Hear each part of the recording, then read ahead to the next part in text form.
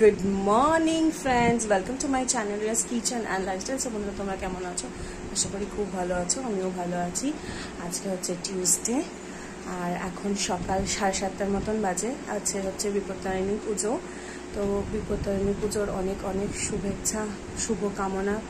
সব বিপদ থেকে যেন বিপত্তারিণী ঠাকুর রক্ষা করে, সেটাই আশা করি, সেটাই প্রার্থনা করি। আমার দু বাড়িতেই, শ্বশুর বাড়িতেও বিপত্তারিণী পুজো হয়, বাপের বাড়িতেও বিপত্তারিণী পুজো হয়।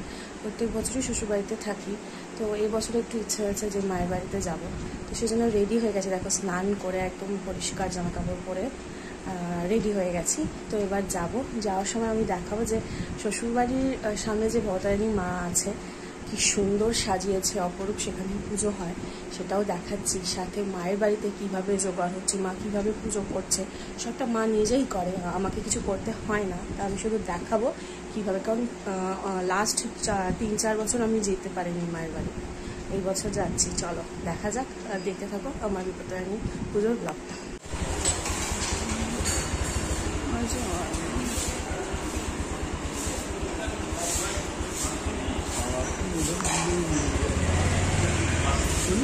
হ্যাঁ,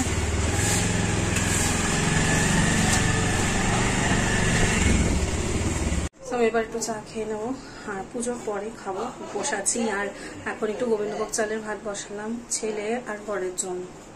এইখানে সাবু ভিজিয়ে দিয়েছি, এটা বড় সাবু আর এটা ছোট সাবু। সেখানে দুধ রাখা আছে, এটা আমরা সাবু দুপুরবেলা খাই বিপত্তারিণী পুজো হয়ে যাওয়ার পর। আর এখানে গোবিন্দভোগ চাল বসিয়ে দিয়েছি ছেলে আর অমিতের জন্য। অমিতটা অফিসে খেয়ে চলে যাবে। এখন আমরা চালের জিনিস কিছু খাই না, 13টা লুচি খেতে হয়, তো সেগুলো সব পরে হবে। পুজোর গোছানো শুরু করেছে মা, আমি সব দেখাবো একে একে। তো দেখো ফলগুলো কাটা হয়ে গেছে, ওখানে কিন্তু 13 রকম ফল সাজানো হয়ে গেছে, এখনো পুরো হয়নি, চলছে নানান রকম করে করে।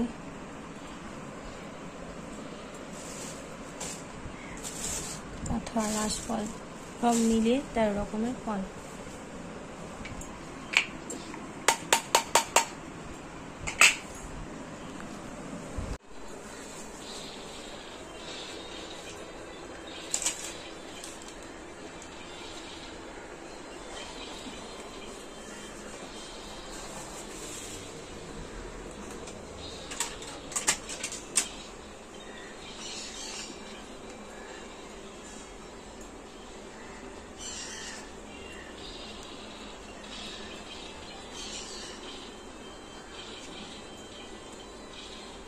দেখো পুজোর কিন্তু সবকিছু মোটামুটি গোছানো হয়ে গেছে, আর একটু পর আরতিতে বসবে।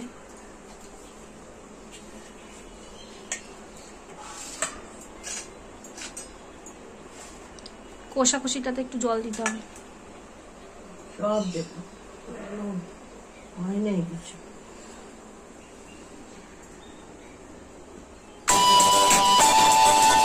এই দেখো বিপত্তারিণী মা সাজানো হয়ে গেছে, আলাদা সিংহাসন দেখো, গণেশ পাতা আছে।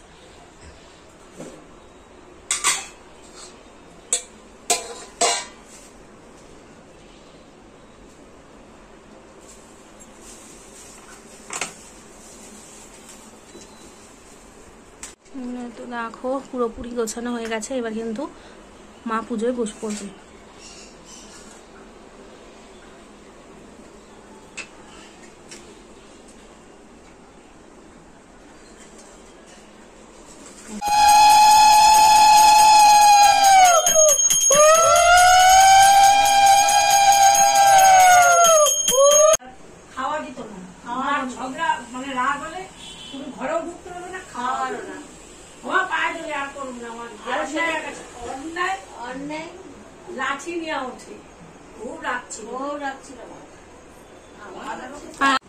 দেখো আমাদের এবার দুপুরবেলা খাবার জন্য সাবু মাখা হচ্ছে, কলা, দুধ, চিনি এগুলো দিয়ে মাখা হচ্ছে। এইটাই আছে, এক পিসই আছে। এটাই আজকে আমাদের দুপুরে খাওয়াবে, কারণ লুচি আমরা এখন খাই না, লুচি রাত্রে খাই।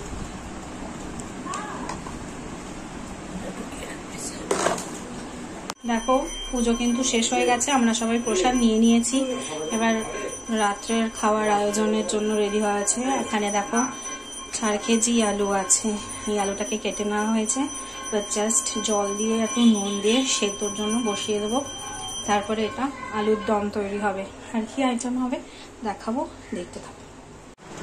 দেখো ছোলার ডালটা কিন্তু কমপ্লিট হয়ে গেছে। দেখো সাধারণ নারকেল দিয়ে তৈরি করেছে।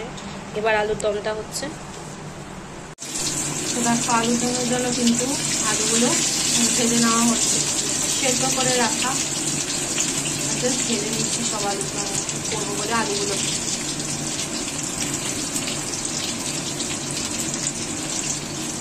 ভেজে তুলে নেওয়ার পর মশলাটা তৈরি করে দিচ্ছি।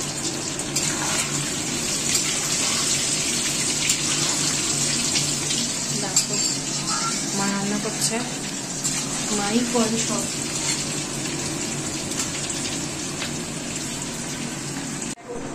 সেরকম এবার আলুর দমটা করছি, তাই জন্য আলুটা ফ্রাই করছি।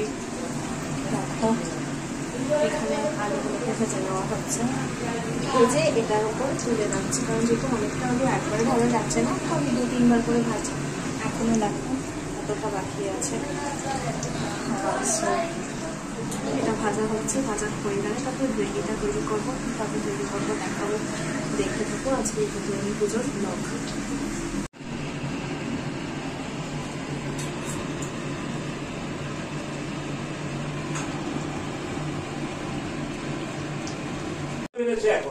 তো দেখো আলুর দমটা কিন্তু রেডি হয়ে গেছে। মা কিন্তু তৈরি করে নিয়েছে,